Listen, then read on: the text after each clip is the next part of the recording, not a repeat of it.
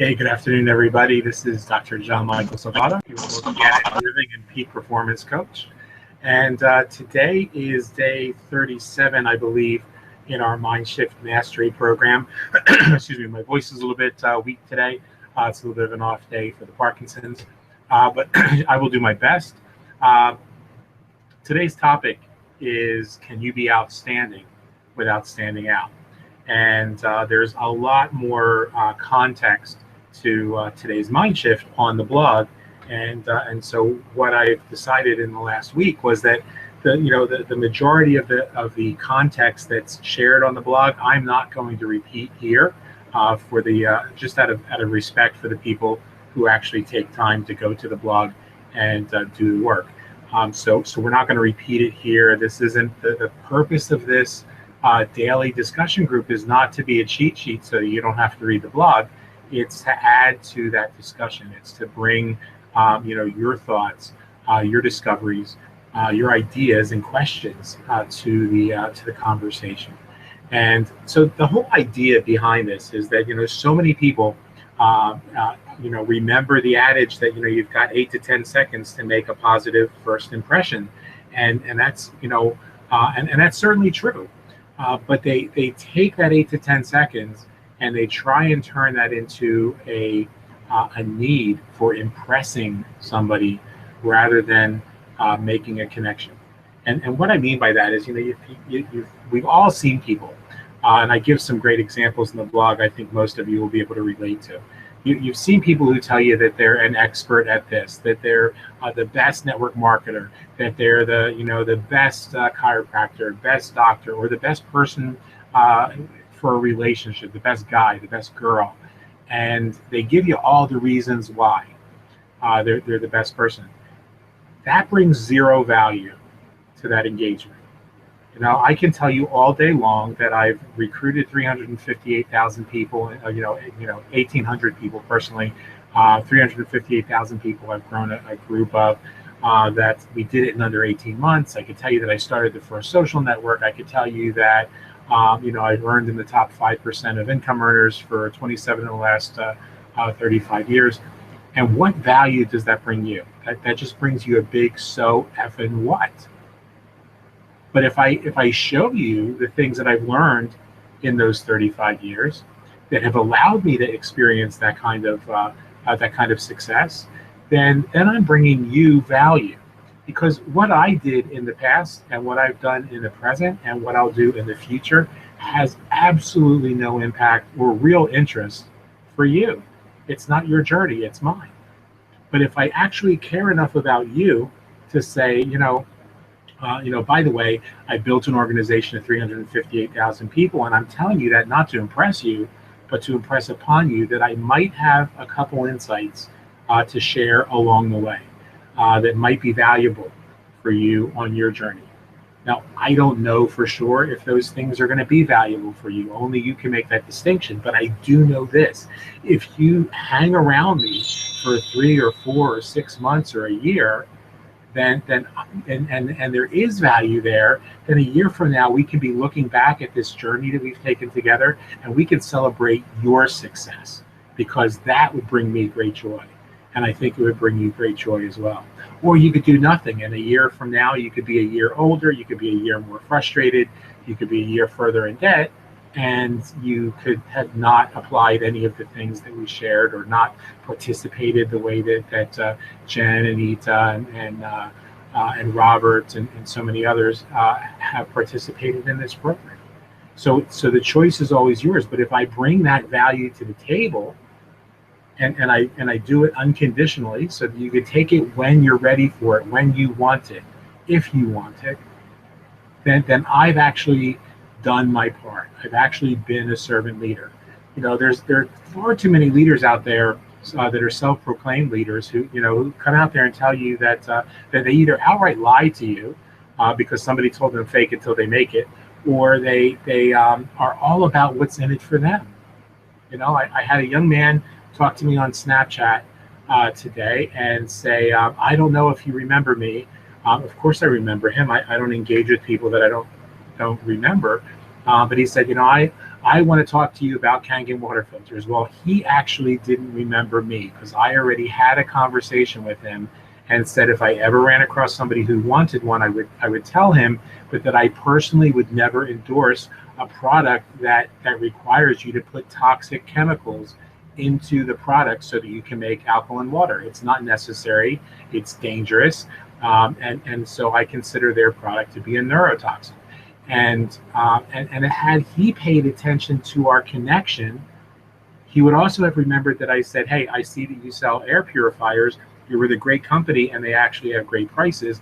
I would be happy to refer people to you."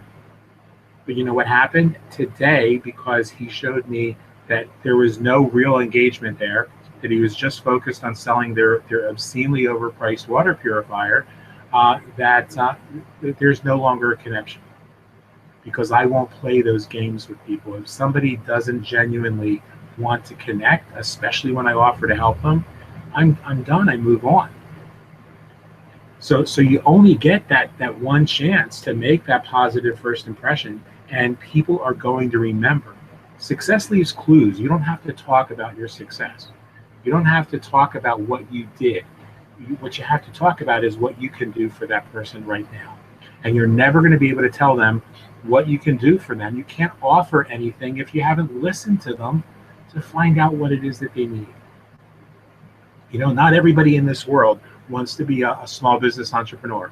Not everybody in this world wants to be, a health coach or a health fanatic, or not everybody in the world wants to be thin. Not everybody in the world wants to have great skin or great hair or whatever. But you'll never discover the ones who do want to join you on your journey until you find out what they're all about. You know, and so I really recommend that people think about their real friend, their quote unquote real life friends. Now, I don't know about you, but if you look at my real life friends, while it may be true that all of us are entrepreneurial, we're all pretty much driven, creative people.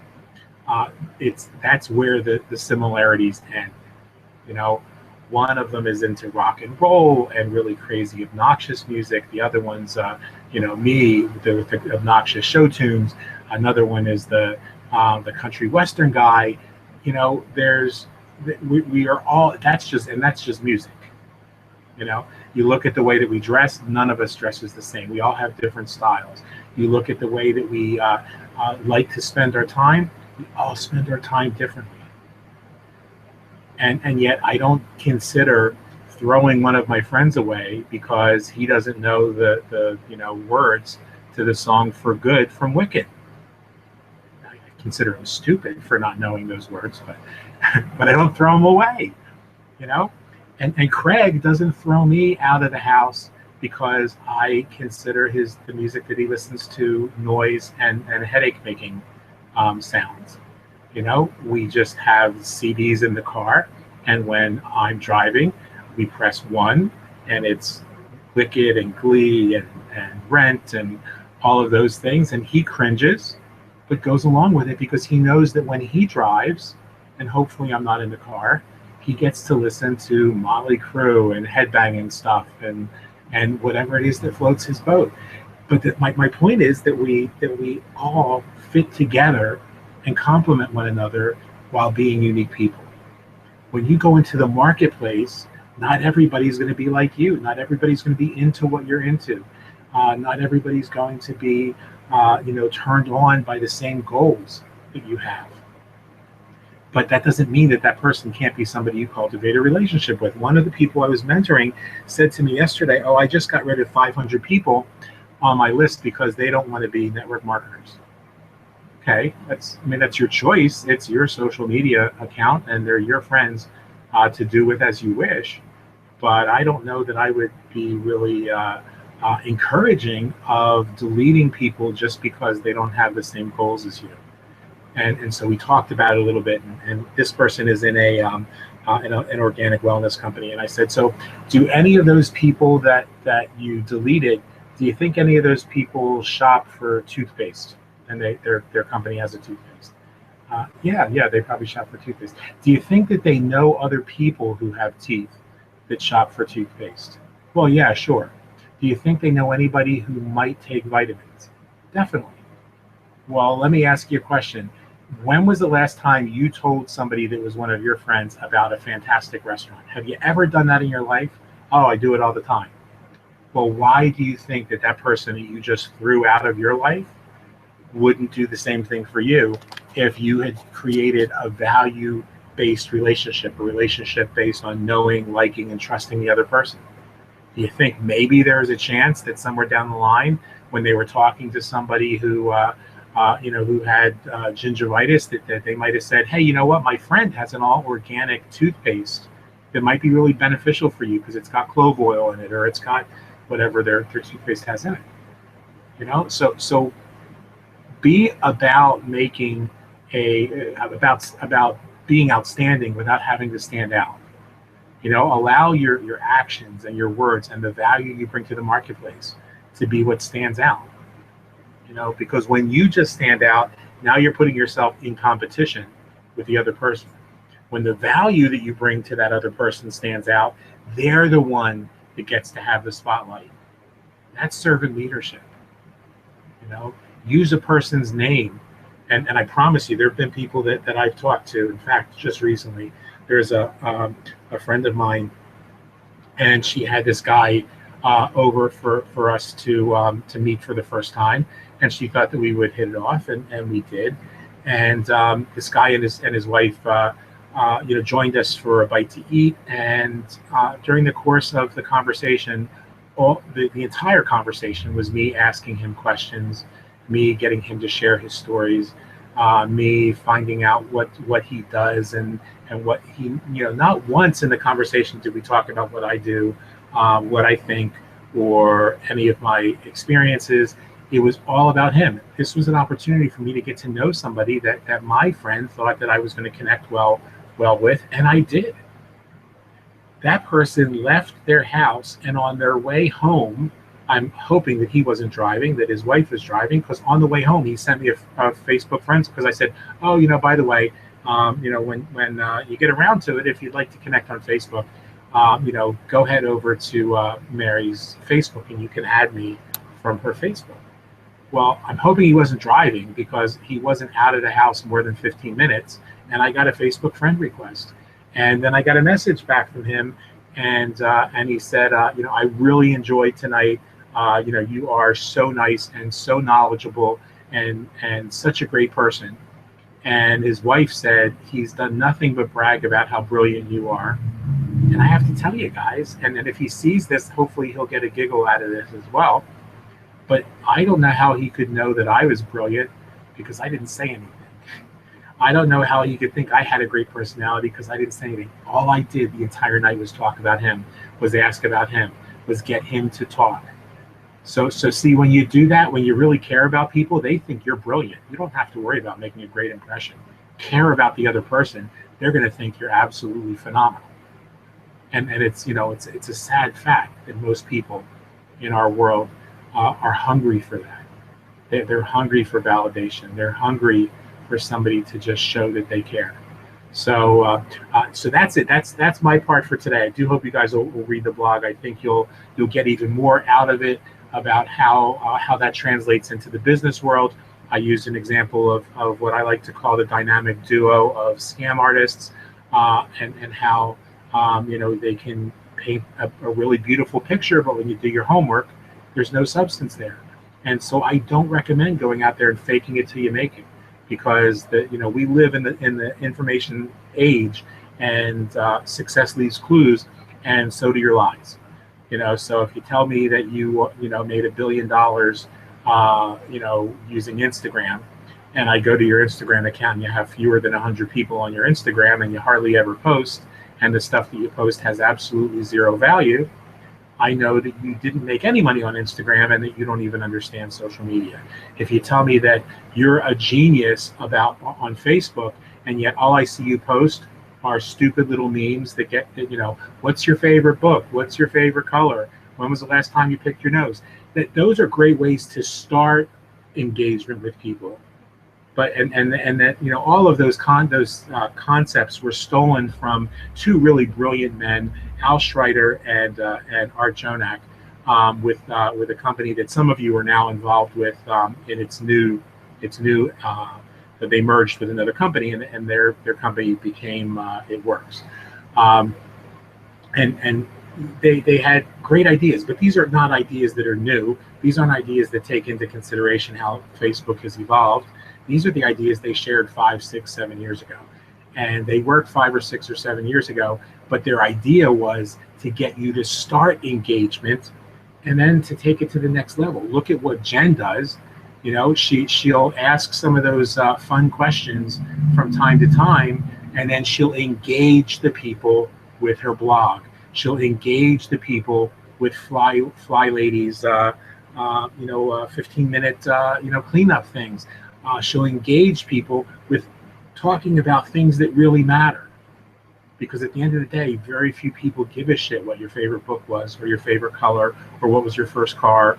But those are good engagement things, and I love to do them because it gets me in front of. I would rather answer those questions than post them, because that gets me in front of an audience of people that I might never have known.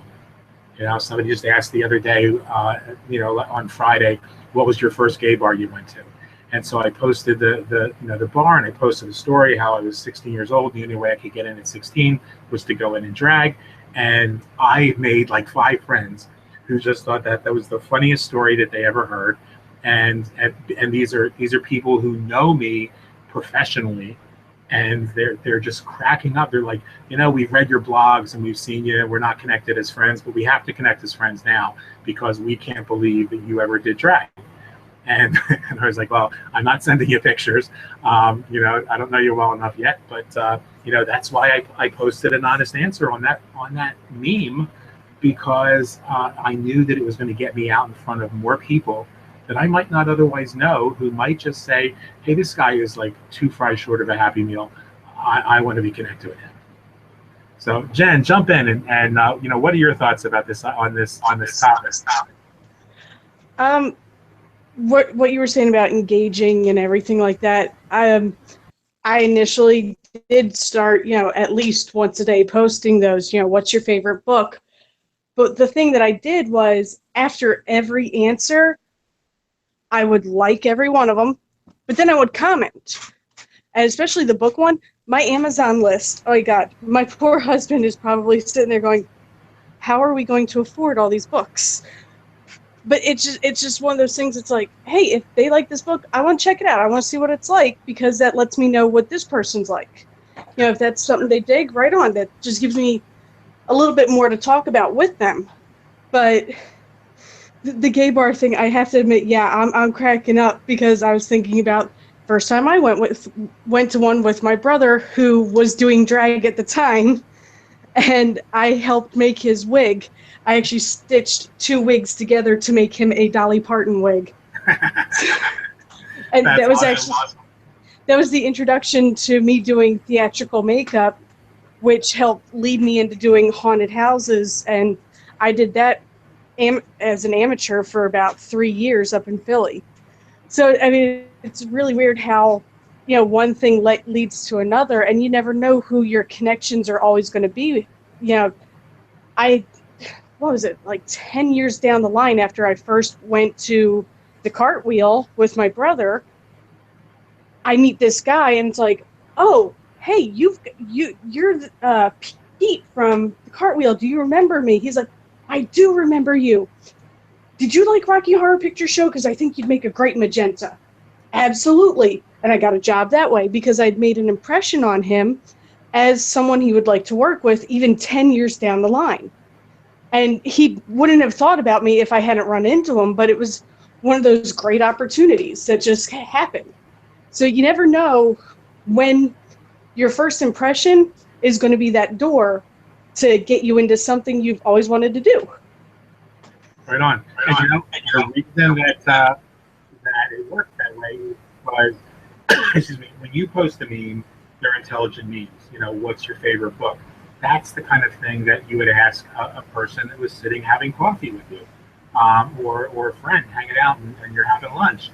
And then if you bring your authentic self, like you did with your brother, and apparently, he brought his authentic self as well. That connection gets made, and you're absolutely right. You never know where it's going to lead you, and when it's going to lead you there, and it's all part of that, stay married to the process and divorced from the outcome mindset. And so, this really fits in with a lot of what we were talking about over the past several weeks. It's all about servant leadership. It's about serving others' needs. It's about bringing real value to the moment, and it's about recognizing that we'll accomplish more by being authentic, by being who we really are, because who we really are is always enough. It's always the right thing to bring. It's always beautiful. It's always, exquisite. And whether that connection is there or not is none of our business. The fact that we're bringing us is what really matters. I'll wrap up by saying that, this happens not just in business. This happens in all aspects of your life. And in what was, arguably probably the most painful and devastating week I've gone through in my life since 9/11 at least, but much more profound for me, much deeper. I lost 6 friends on 9/11, and truly grieved that loss. But the size and scope of what happened to us this past week in Orlando hit me much harder, and possibly because I recognize that it's not outside the scope of this truck pass. It's not outside the scope of possibility for me to recognize that these things could be false flag operations, and so that made it hurt and made me angry. But I showed up at events. I showed up at the candlelight vigil. I showed up at the Capitol. I showed up on social media and hung out with people each night who just needed to have their stories told. And I can tell you that and it was hard, and it was really hard to show up on social media, especially when the first night nobody showed up except the guy that wanted to tell me that I was a pervert and that we all deserve to die. But I said, I'm gonna do it again tomorrow night, because I still believe, even if that was a setup, that there might be people out there who want to be heard. And I've made some of the most incredible friends. One of the friends that I made said to me on the 3rd day that we knew one another, hey, I'm a really good cook. I always have a fully stocked kitchen, and I've got Netflix and a bunch of movies and books and good coffee and great wine. If you ever just want to talk, if you ever just want to vent, or you just want to get away from your house and be in a different space, then you're welcome. It's 45 minutes away. You're welcome to drive up to Lebanon and hang out.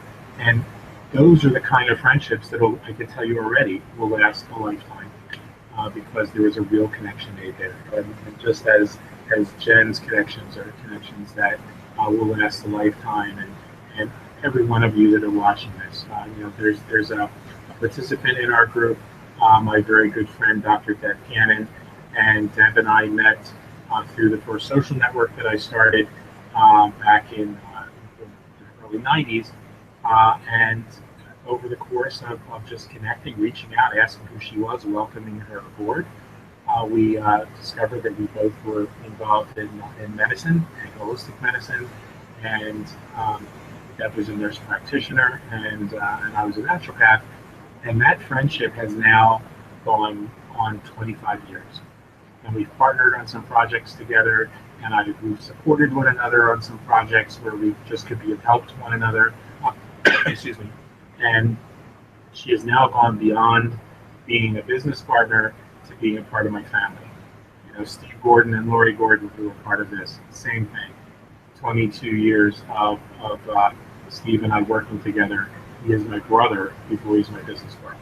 So I promise you guys, when you do this, when you allow, it might seem like it's going to take you longer to accomplish your goals, but it won't. Your perception of taking the shortcuts as being a quicker way to accomplish your goals is a false perception. It's not going to work. If you do this, I promise you that it will. So I hope that you guys got some value from this. Make sure you go to the blog and read the rest of of the article. I think it'll put it into a sharper perspective. And please, as we're talking about Deb, keep her in your thoughts on Monday because she's going in for a knee replacement surgery, and we definitely need her back at the hospital where she does wound care and is probably the preeminent wound care specialist in her entire region of Virginia. So Deb, we wish you well, we wish you healing, and we wish you full recovery. And for the rest of you, I appreciate each and every one of you. I thank you for spending whatever time you spend with us, because I know that you've had other choices, and that just sounded like the Southwest Airlines. But I do know that you guys have other choices, places where you could be spending your time, and you're investing in yourself, and I applaud you for that. So stay in the moment. Be grateful for what you've got. Remember that you never have to fake it till you make it. And always remember the best is yet to come. We'll talk soon.